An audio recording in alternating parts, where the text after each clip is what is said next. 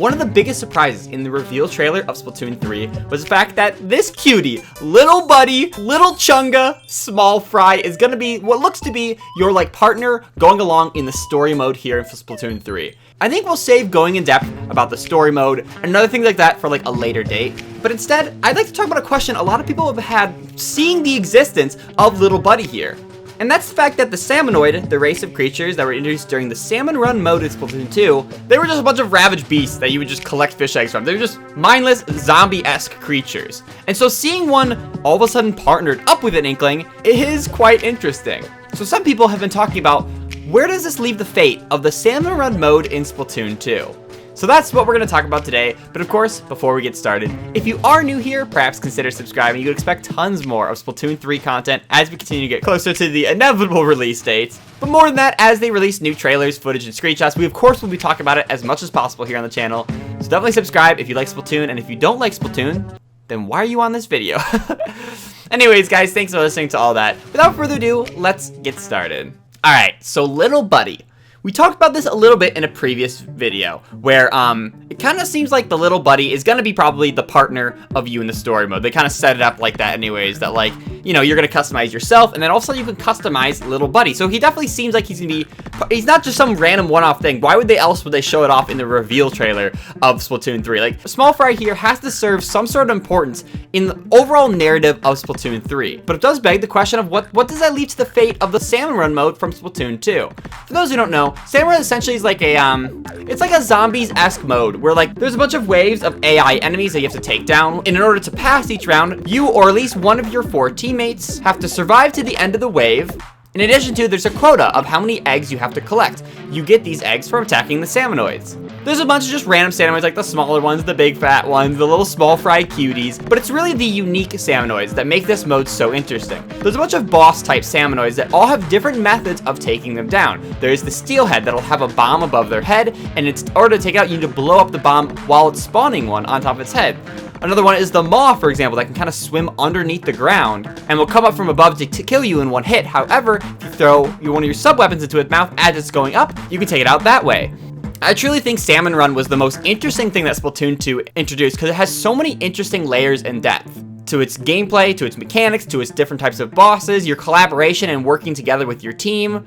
Because things can get really out of hand, especially in the higher levels of professional, and definitely in those later waves where things just get crazy. But even on top of these special bosses, there would be specific themed waves that have a certain enemy type too. One example is the glow flies, where all of a sudden all these Salmonoids are going crazy chasing one specific player. So it's up to you and your team to kind of collaborate and position who's getting attacked in a good spot, so then your teammates can help you by taking out all the Salmonoids. Another example is the Grillers, a unique boss that is really high up in the air, and again will single out a single person on your team with a laser. It's up for you and your team to shoot the back of the Griller where the tail is sticking out in order to take it down. As you can see, I am very passionate about Salmon Run. It is such a fun mode, and so people are kind of concerned that the fact that if, this Salmonoid seems to be a friendly here in Splatoon 3, what does this mean for Salmon Run? And here is what I think.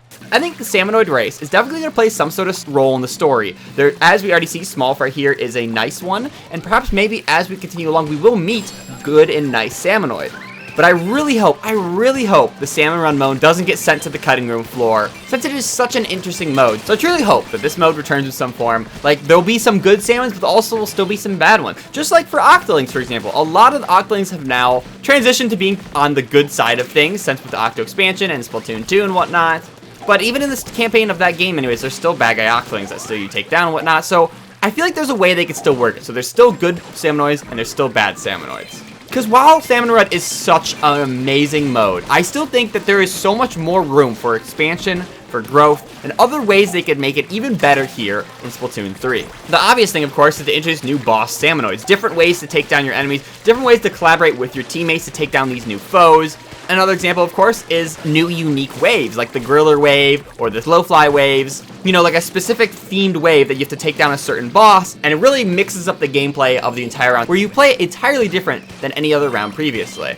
One thing that really frustrated me about Salmon Run when it was first introduced is because it has like a specific time frame when it's open, like when you can work a Salmon Run shift, and then there's other times where it's just not available, so then you like literally can't play it, which is kind of annoying. They did fix it later on where like they made the shifts more frequent, like there was more shifts more often, so more often than not there would be a shift available to play, rather than when the game launched, like literally it'd be like multiple days without a Salmon Run, which was like so annoying. So it seems that they fixed that kind of methodology if they ever brought this back in Splatoon 3. But one thing I'd be really interested to see would be how they could introduce new updates to a Salmon Run mode in this game. Because what they did in Splatoon 2 is after a while they'd introduce a brand new map, so it'd be a totally different way to play, especially since the tide changes and there's different levels which you can traverse the stage, so it totally mixes up the gameplay having different maps available. But another thing I think would be really cool to see them like continue to push this in addition to maybe bringing new maps, but also bring new boss characters. Of course, I would love to see them launch with all the new features I just barely mentioned, like new bosses, new unique waves and stuff. But it would be also cool as we progress in the life cycle of Splatoon 3, we'll see more of that kind of new stuff we introduce as well, beyond just new maps.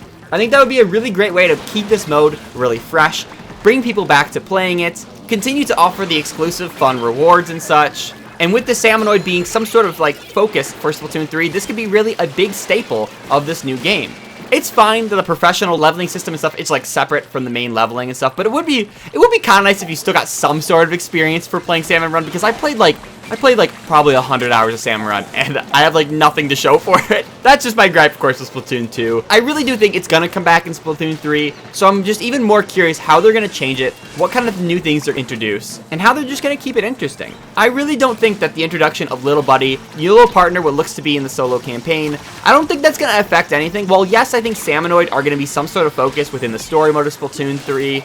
Like I said, we'll talk about that on another day, but we might see more explanation about Grizzco and like the little bear walkie-talkie. I'm sure DJ Octavian will be involved somehow, but I think that might be kind of the focus we're looking at. Again, we'll probably say that for another day, but the point being is Salmonoid are gonna be kind of a big focus in this game, so it would be kind of weird that like the big mode that introduced these characters in the first place gets thrown out, after just one game. It would make me so sad if they left that behind, because it truly is one of the most unique things about Splatoon 2, and I really think it would add so much value to bring it over to 3, introduce new boss characters, new unique waves, new interesting mechanics and such, and then of course once the game's out, continue to update it with all the new set features. Salmon Run in Splatoon 2 won't be the last time we're going to see these Salmonoids. It may be the case where maybe we'll see some of them in the story mode this time around in Splatoon 3, but I really hope that Salmon Run comes back in some form. But what do you guys think? Do you think Salmon Run is just not going to make it over to Splatoon 3? Do you think it just doesn't make sense because Little Buddy's there? Or do you think there's still a way they can incorporate it and they can introduce new mechanics, new modes, and all that fun stuff? Definitely let me know that in the comments below. If you like this video, be sure to give it a big awesome like. And if you haven't already, definitely subscribe for tons more on Splatoon 3.